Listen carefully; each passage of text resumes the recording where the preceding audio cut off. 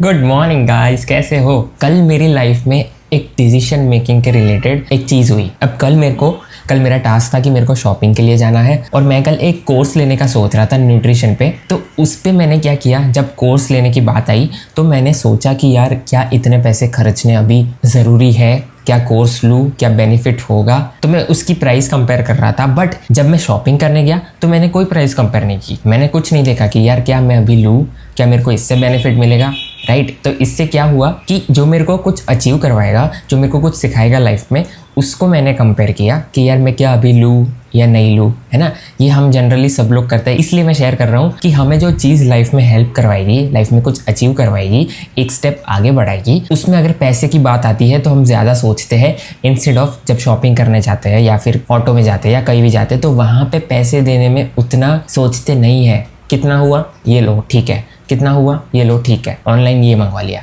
है ना। तो ये मैंने कल रियलाइज़ किया कि यार ये सही बात है जो मैं भी करते आया हूँ। बट ये भी बात है कि मैंने इसलिए कोर्स के रिलेटेड पैसे के बारे में सोचा क्योंकि कोर्स का क्रिएटर नया है, मैंने पहले उनका कोर्स लिया नहीं है, तो मेरे को पता नहीं है कि वो कैसे होगा, कैसे पढ़ाएंगे, राइट। वो सारी चीज़ में मैटर करती है, but that's a different thing, जिससे मैंने वो पॉजिटिव पॉइंट निकाला। बट मेन बात यही थी कि मैं पैसे के रिलेटेड सोच रहा था कि क्या वर्थ रहेगा। तो ये एक लर्निंग शेयर करनी थी। और दूसरी चीज़ ये हुई कल कि जब मैं शॉपिंग करने गया तो मॉल में वहाँ पे ना कोई कॉलेज के स्टूडेंट्स आए हुए थे जिन्होंने वहाँ पे एक सेटअप किया हुआ था जो डोनेशन के लिए पैसे मांग रहे थे, ठीक है। उन्होंने बताया नहीं कि कितनी अमाउंट देना है। तो मैंने उनसे बात की कि किसके रिलेटेड है, तो उन्होंने बोला कि जो स्लम में लड़कियाँ रहती है उनके लिए सैनिटरी पैड्स वगैरह है, उनका एजुकेशन है, उनके लिए मेडिकल किट है, उसके रिलेटेड डोनेशन देना था। तो जब वो बता रहे थे मैं उस टाइम वो सोच रहा था कि मैं 500 to 600 डोनेट करूंगा। बट फिर उन्होंने बताया नहीं कि कितना मिनिमम डोनेट करना है। बट जब वो वहाँ पे लेके गए, मतलब उनका जो काउंटर था वहाँ पे लेके गए, तब पता चला ब्रो कि मिनिमम अमाउंट इज 1500। तो इसमें वो अमाउंट देने का तो कोई नहीं है,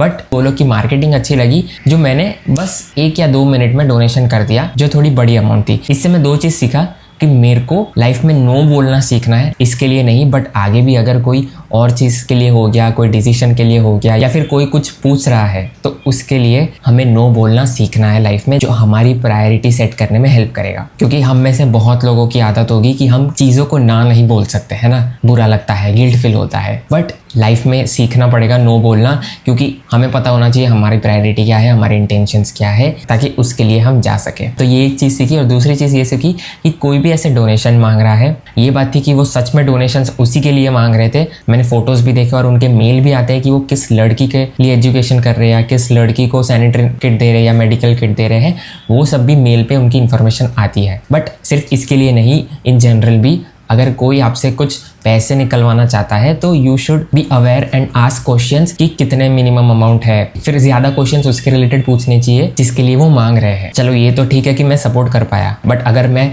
2 साल पहले वाला भी मीत होता फाइनेंशियली तो मैं सपोर्ट नहीं कर पाता। और तब जाके वहाँ पे जाके मैं अगर ना बोलता कि यार मेरे पास पैसे नहीं है तो फिर मेरे को भी बुरा लगता और उन्होंने जो समझाने में टाइम इन्वेस्ट किया, मैंने समझने में टाइम इन्वेस्ट किया, वो भी वेस्ट होता, राइट। तो इसलिए पहले से ही हम क्वेश्चंस पूछ ले, विच इज़ गुड। ये हमें सिर्फ इसमें नहीं बट बहुत सारी चीज़ों में हेल्प करवाएगा कि आस्क क्वेश्चंस प्रोएक्टिवली। जॉब में हो गया या फिर कोई टास्क में हो गया, कोई डिसीजन मेकिंग में हो गया, कोई हम जो टास्क कर रहे हैं दूसरे लोगों के साथ बात करने में हो गया, उनको समझने में हो गया, है ना। 2-3 चीज़ मैंने कल सीखी। मैंने रियलाइज़ की जस्ट बिकॉज मैं शॉपिंग करने गया, है ना।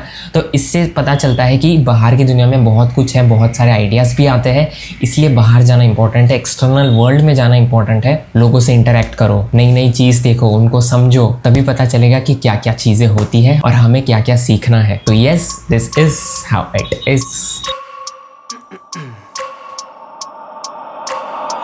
Every minute with the fever dreams, I push my mind to a limit where it needs to be. I work blind, got vision I don't need to see. I'm picking mind over matter, I believe in me. I need to find more hours in the day to breathe. Need to find more power in the way I be. And when my mind turns sour with the painful scenes, I need to scream out loud, I can't stop me. I wanna be the greatest like Rocky. You know I leave them all hating like a hobby. I'm out here making moves like a lobby. And if you ain't with me, it's your loss, see. I got my mind on the facts, I'm a python, grab what I like real fast. Took until I have everything, I attack everything that I lack, everything that I want, and I see matter of fact. I'm my own worst enemy. Only if I let it be. I can control anything if I can just think carefully. I control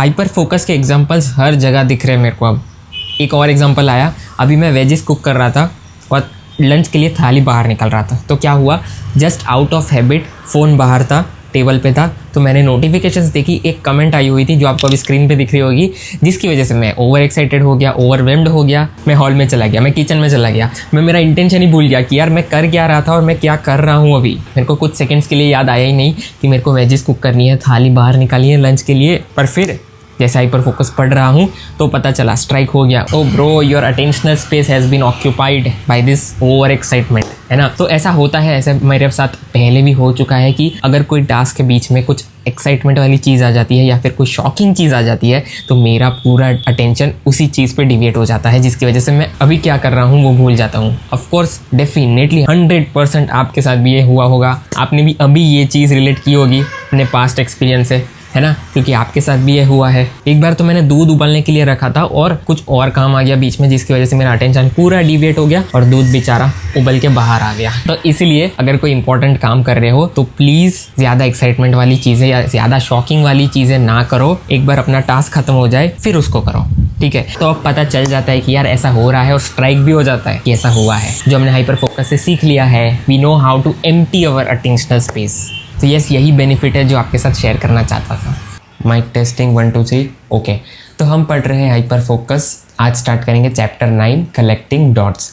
last chapter हमने पढ़ा था connecting dots, ये है collecting dots. अब collecting dots मतलब क्या, dot collect करने हैं। कैसे डॉट कलेक्ट करने हैं, अब समझो कि एक डॉट एक चीज़ है जो हमारे माइंड में फिट होती है, एक एक्सपीरियंस है, एक आइडिया है जो हमारी लाइफ का पार्ट है। फॉर एग्जांपल हमने कोई चीज़ एक्सपीरियंस की तो उसका एक डॉट बन जाता है हमारे माइंड में। तो ऐसे ही बहुत सारे डॉट्स होते हैं जिसमें फिर हमारा माइंड कनेक्ट करता है आपस में और कुछ आइडिया निकाल के आता है जो हमें डिसीजन लेने में हेल्प करता है, प्लानिंग करने में हेल्प करता है, अपने टास्क में हेल्प करता है। इसलिए बोलते हैं कि जो चीज़ पे हम ज़्यादा अटेंशन देते हैं वैसे हम बनते जाते हैं। अब हमें अपनी कोई स्किल मास्टर करनी है, हमें कुछ सीखना है जिसमें हमें एक्सपर्टीज़ लानी है, तो हमें वो चीज़ बार बार करनी पड़ती है, उसी पे फोकस रखना पड़ता है ना।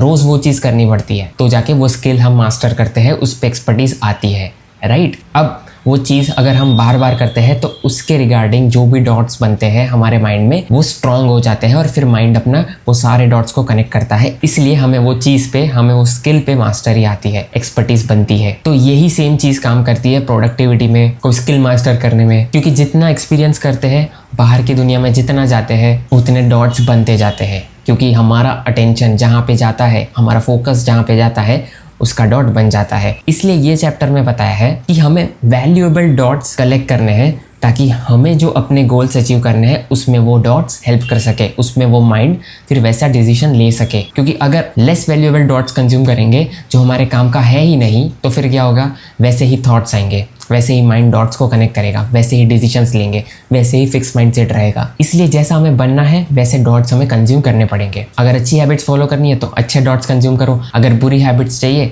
तो बुरे डॉट्स कंज्यूम करो, लेस वैल्यूएबल इंफॉर्मेशन कंज्यूम करो। अब कोई भी डिसीजन या कोई भी प्लानिंग जब हम करते हैं तो उसका सोल्यूशन कैसे निकालते हैं, बेस्ड ऑन पास्ट एक्सपीरियंस, या तो वो एक्सपीरियंस नया है, ठीक है।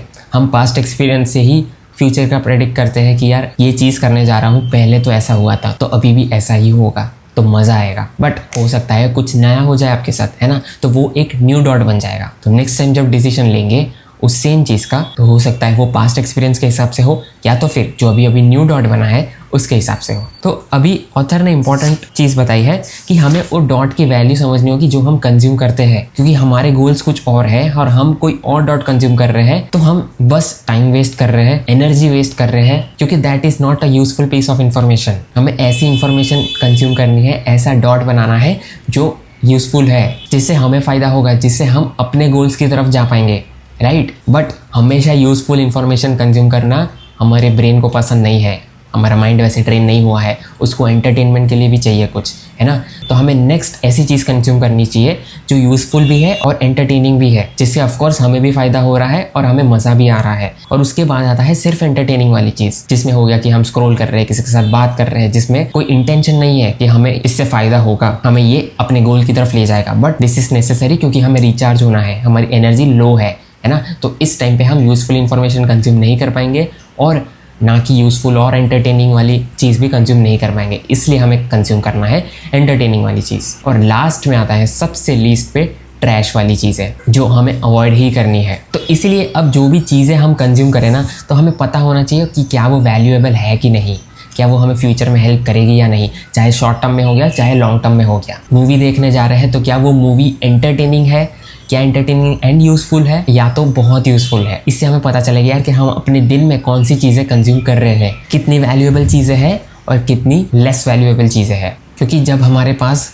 बहुत सारी चीज़ें रहती है करने को और टाइम लिमिटेड है, तो हमें समझना पड़ेगा कि यार क्या चीज़ें हमें कंज्यूम करनी है, कौन सी चीज़ें कंज्यूम नहीं करनी। ऑल्सो अगर कहीं जा रहे हैं घूमने या फिर शॉपिंग करने या फिर कहीं भी कुछ लेने जा रहे हैं, फ्रेंड के साथ बाहर जा रहे हैं, फैमिली के साथ डिनर पे जा रहे हैं, तो क्या चीज़ें कंज्यूम करनी चाहिए वो अब हमें पता चलना चाहिए। खुद को पूछना है क्या वो यूज़फुल है, क्या वो हमें फ्यूचर में हेल्प करवाएगा, क्या वो यूज़फुल और एंटरटेनिंग है, क्या वो एंटरटेनिंग है। बट ये भी डिपेंड करता है कि हमारा एनर्जी लेवल कैसे है। इसलिए it is very important to understand a value of the dot you are consuming.